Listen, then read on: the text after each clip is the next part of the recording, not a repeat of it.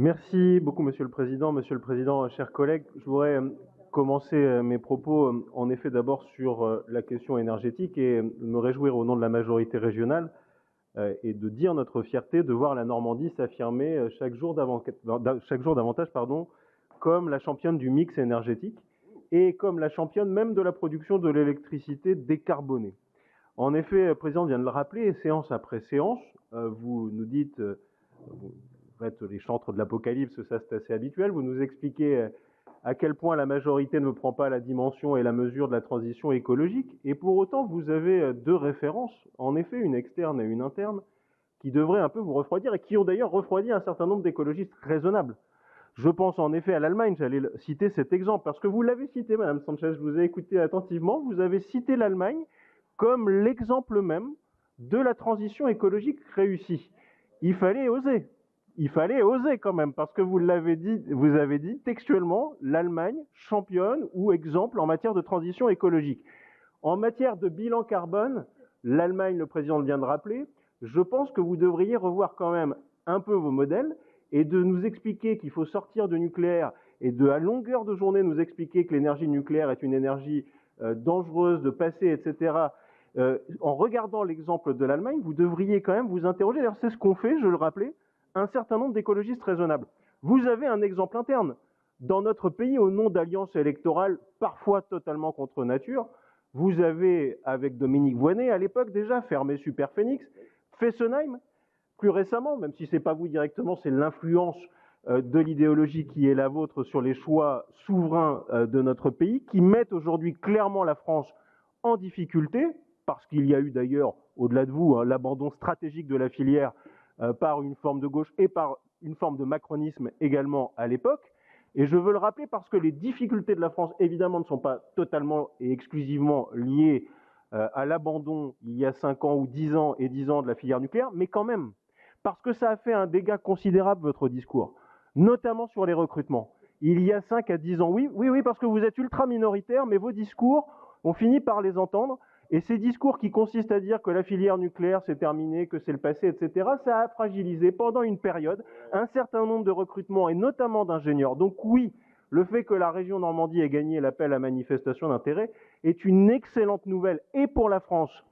et pour la région Normandie, parce que si vous étiez aux responsabilités, d'ailleurs, heureusement ce que vous n'êtes pas, à la région Normandie, parce qu'il faudrait quand même prévoir, notamment les 8000 emplois à Panly, il faudrait bien prévoir les 100 000 emplois à l'échelle de notre pays dont on va avoir besoin dans les prochaines années, alors qu'on a déjà des difficultés de recrutement. Alors, Monsieur Bonater, ne vous réjouissez pas trop vite, mais c'est vrai que sur la question du nucléaire, il faut le dire, le gouvernement, enfin, a présenté un texte d'ailleurs ratifié à une large majorité, 399 contre 100, de relance de la filière nucléaire, et c'est une bonne nouvelle, avec des nouveaux réacteurs, c'est insuffisant, mais ça va dans le bon sens, avec un message d'avenir aussi envoyé pour les recrutements, et ça s'améliore dans les recrutements dans la filière nucléaire, avec la fin du plafond stupide à 50% qui était prévu à l'horizon 2035, avec la fin de la trajectoire de la fermeture de 14 réacteurs, la raison revient, et nous nous en réjouissons. Je m'interroge quand même sur les difficultés pour une forme de gauche normande quand même d'avoir les discours sur les bancs de la NUPS qui continuent à rebours de l'histoire de critiquer à ce point la filière nucléaire. Et d'ailleurs, vous avez, il y a quelques jours, eu quand même l'audace d'inviter Sandrine Rousseau en Normandie pour condamner la filière nucléaire, avec la finesse qu'on lui connaît, avec le sens de la nuance, avec l'intelligence des propos qu'on lui connaît, est venu quand même dans le territoire le plus nucléarisé de la région avec 13 000 emplois, insulter la filière nucléaire en parlant de délire dans le soutien à la filière nucléaire. Il fallait oser quand même faire venir Sandrine Rousseau, qui est à peu près le repoussoir absolu en matière de transition écologique. Ben, vraiment, il fallait oser, dans le département de la Manche, venir insulter une filière qui compte 36 000 emplois en Normandie, 1400 entreprises, et qui est en effet une partie de l'avenir de notre territoire, où on est fier d'avoir l'ensemble du cycle nucléaire, de la concentration des compétences, de la filière, de la construction, la gestion des déchets, la recherche et le développement. C'est une excellente nouvelle, en effet, de pouvoir former 30 à 40% d'ingénieurs de plus à l'échelle de la région. Et quand on agit pour le nucléaire, vous voyez, nous sommes équilibrés dans la majorité régionale. Nous soutenons également la montée en puissance d'énergies marines renouvelables, d'avenir, parce que nous le disons, il faut être sérieux. Les éoliennes ne vont pas remplacer l'énergie décarbonée, et nous le savons très bien quand on est raisonnable. Mais nous nous affirmons, grâce à cette montée en puissance des énergies marines renouvelables, comme la première région pour le poids des filières, de la filière énergétique. Nous avons, il y a quelques jours, chargé les premières pales d'éoliennes offshore sur le port de Cherbourg, et nous avons pu le constater lors d'un conseil d'administration de Port de Normandie. Pour l'hydrogène, nous sommes une région qui est précurseur en France dans le développement des nouveaux usages hydrogène. Alors oui, les énergies marines renouvelables, ce n'est pas embryonnaire, ce sont des emplois, plus de 800 pour citer l'exemple du port de Cherbourg, c'est un développement portuaire assuré et c'est aussi une promesse d'avenir pour la région Normandie. Avancer sur ces deux piliers, c'est ce qui fonde, me semble-t-il, une stratégie gagnante, une stratégie dont je rappelle qu'elle a été validée par les électeurs parce que nous avons aussi gagné sur une stratégie nucléaire et une stratégie de montée en puissance des énergies marines renouvelables assumée et revendiquée devant les électeurs. Oui, cette idéologie parfois aboutit à des reculs et je le regrette. En effet que parfois l'administration d'État est bloquée des projets comme au Majo Hérault, je partage les propos du maire de 40 ans dans cette affaire, parce que les élus ultra-majoritaires dans le département ont soutenu le projet, qui était un projet aussi d'aménagement du territoire, qui était un projet de transmission de mémoire, un projet dont j'espère qu'il se fera ailleurs, mais qui est en effet, parce que l'administration d'État est parfois soumise à une pression et un lobby extrêmement puissant de ce discours minoritaire, aboutit à faire échec à un projet qui aurait continué de développer largement le département. Je voudrais revenir rapidement sur l'Armada. Peut-on se réjouir? 350 000 personnes, 400 000 presque, qui sont venues pendant plusieurs jours sans aucun incident à déplorer, qui sont venus dire leur joie collective. Je rappelle pour le chanteur des cités qu'il a été dans les 10 derniers concerts subventionnés 9 fois sur 10 dans les régions, que cela ne signifie évidemment en rien un soutien aux propos, aux discours, mais qu'il faut aussi considérer que 30 à 40 000 personnes qui viennent assister à un concert ne sont pas des islamistes en puissance et que l'Armada a été un succès collectif.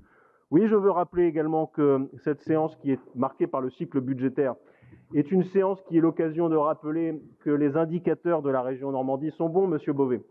Vous l'avez rappelé, je partage votre point de vue, un taux d'endettement très bas n'est pas forcément le meilleur indicateur, mais il est un très bon indicateur quand ce taux d'endettement extrêmement faible, le plus faible de France, est couplé avec d'autres indicateurs, en l'occurrence un investissement qui est extrêmement puissant parmi les plus élevés. Alors ça change, parce que le plus élevé de France, parce que ça change en effet de la situation de sous-investissement à laquelle les deux régions Normandie avaient été en 2015 gérées, sous-investissement chronique, avec un taux de réalisation par ailleurs extrêmement faible. Et là, en effet, le taux d'endettement était très faible, était un mauvais indicateur puisqu'il signifiait l'absence de projet. Là, nous avons des projets, nous avons un investissement